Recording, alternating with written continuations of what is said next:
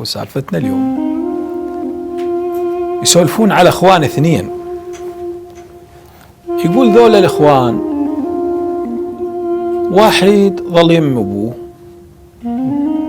وواحد عزل.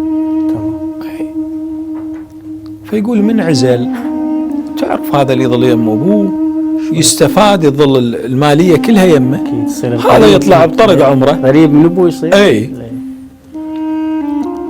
يقول فتوفى ابوه ظلوا هم، هذا ظل الماليه الحلال والسيارات والبيوت كلها إله. هذا الرجال بطرق عمره. فيقول طق الوكيت كليش، يقولوا محصور على دين الطلبة الوادم. ذاك اليوم سير على اخوه قال له اخوي انا محتاج وجايك، هاي سالفتي. قال له والله منين اعطيك ما عندي. اي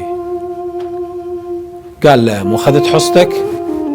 قال ابوي شطيتني من الشاقه باقه، قلت العرب كل شيء ما حصلت منك، الماليه ظلت لك. قال له بعد هذا قدرك، هذا نصيبك. اي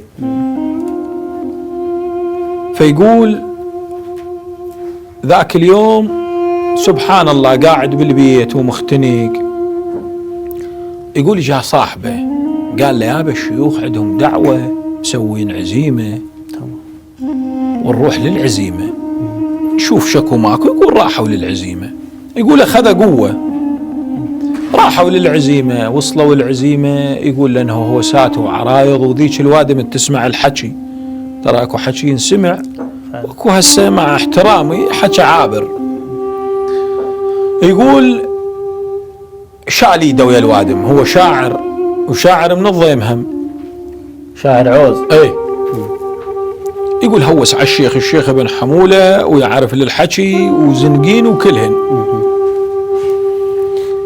يقول هوس قال قبل لا ينطق لساني بكم حييت، وبحيث انتم ركايز شايلين البيت، انتم عيني اليمنى بيها للدرب دليت، ويلبيك كفايه تنومس بيك تنومس، يلبيك كفايه. فيقول من هوس صح للشيخ قال له تعال. يقول الشر اللي وياه صاحبه قال له تكرمه. يقول اكرمه مبلغ يسد عوزه ويمشي امره. سبحان الله، الله ما يعوف عبده. يقول رد لها له صار رايه ودي لاخوه بيت. اي ايش قال له؟ يقول وداه لبيت ابو ذيه. ايش قال له؟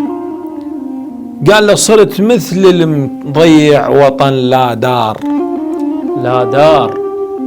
صرت مثل المضيع وطن لا دار، وعاين للزمان شلون لو دار لا دار. يقول له صدر امي يا ريت اكون لا دار، درت وجهك عرفت العوز بي. الله يقول ودع علي قال له بخدمتك شو تريد. المهم قال له ابويا الله سهل.